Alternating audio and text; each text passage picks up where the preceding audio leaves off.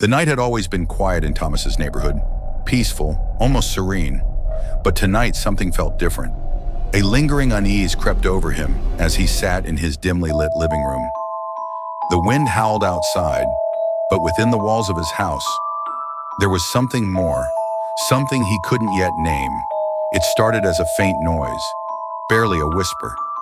At first, Thomas thought it was the wind, but as the minutes passed, the whispers grew louder. They seemed to come from the walls themselves. He froze, listening closely. The voice, it sounded familiar, as if it knew him, knew his deepest secrets. The whispers weren't random. They spoke of things only Thomas knew, his childhood, his regrets, his darkest thoughts. The voice was clear now, chillingly familiar. "Thomas, you're not alone," it whispered. Panic gripped him. He stood up and walked to the wall, his hands trembling. For days, Thomas tried to ignore the whispers, pretending they were just his imagination.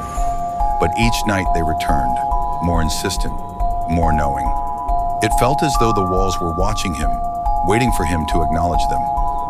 One night, as Thomas sat in the dark, a soft, grinding sound echoed from the wall. His heart raced as the surface of the wall shifted before his eyes. It wasn't just the sound of settling. It was something alive, something crawling beneath the surface. Desperation led Thomas to begin tearing at the wall. He used his bare hands, ignoring the pain as he clawed at the plaster, determined to uncover whatever was hidden inside. But the whispers grew louder, mocking him. The whispers didn't just speak of the present, they brought Thomas back to his past. Memories he had long buried resurfaced, like flashes of a forgotten nightmare. He could hear a child crying, his own voice calling for help. And in the walls something stirred. Thomas was not alone.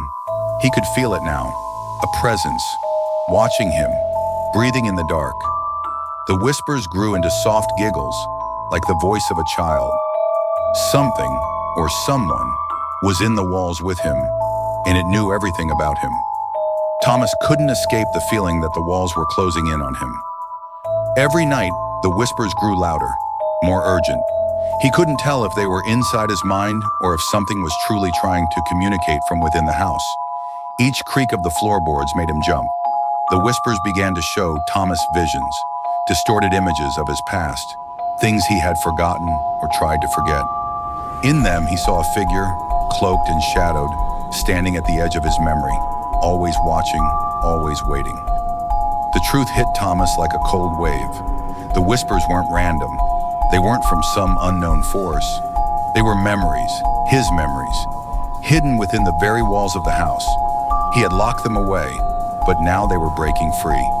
The whispers became shouts, loud and demanding. Thomas couldn't take it anymore. He screamed at the walls, demanding answers. That's when the voice of the shadow, finally spoke directly to him, cold and unfeeling. "You can't escape what you've done." Thomas couldn't run. The whispers were everywhere now, inside his mind, inside his soul. The walls had consumed him.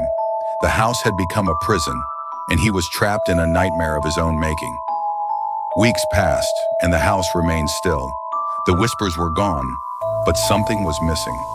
The neighbors who passed by spoke of the strange house on the corner, always dark, always quiet. No one ever saw Thomas again. But one last whisper echoed through the air, a voice barely audible. "You're never truly alone."